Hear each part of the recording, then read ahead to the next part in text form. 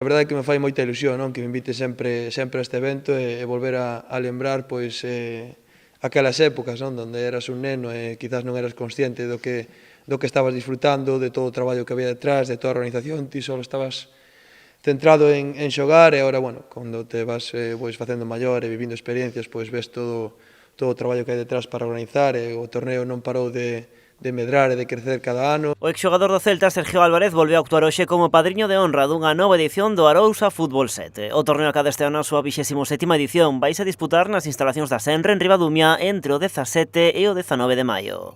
Apostamos polo fútbol, polo deporte en xeral, pero apostamos polo fútbol.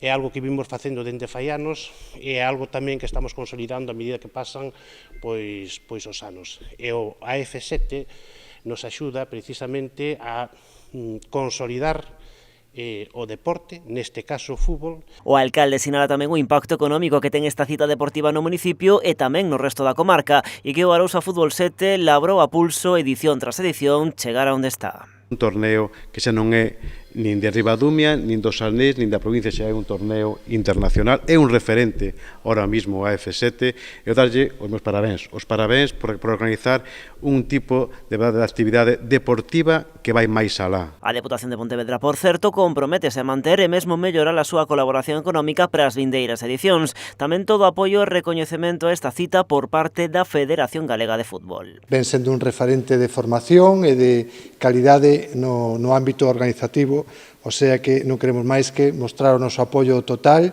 No aspecto deportivo, a organización cualifica esta edición de insuperable. Pódese empatar, pero é difícil de superar. Voume explicar. Cando vedes eses nomes no cartel, cando vedes eses equipos distribuídos neses grupos, estades vendo 7 nacionalidades distintas, 6 campións de Europa distintos, países debutantes que son no mundo do deporte, son institucións como Dinamo de Zagreb, por exemplo. Poñen o foco nos equipos internacionais de primeiro nivel que van participar e que xunto cos galegos e españois fan deste torneo unha cita imprescindible. Creemos entón que temos un cartel, unha competición que dende o minuto 1 vai enfrentar a probablemente as millores xeracións de cada país e que temos un campeón absolutamente impredecible, porque non podemos apuntar por onde van sair os tiros. Os equipos españois normalmente vannos a dar moito nivel deportivo, como veñen sendo habitual, pero é certo que Milan é a mellor xeración do país, sin ninguna dúbida.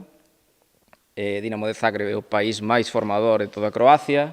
A competición arrancará o vindeiro venres 17, pero o día antes xa desembarcarán en Ribadumia todos os conxuntos nunha xornada previa que servirá para celebrar os derradeiros adestramentos e tomar contacto co terreo de xogo.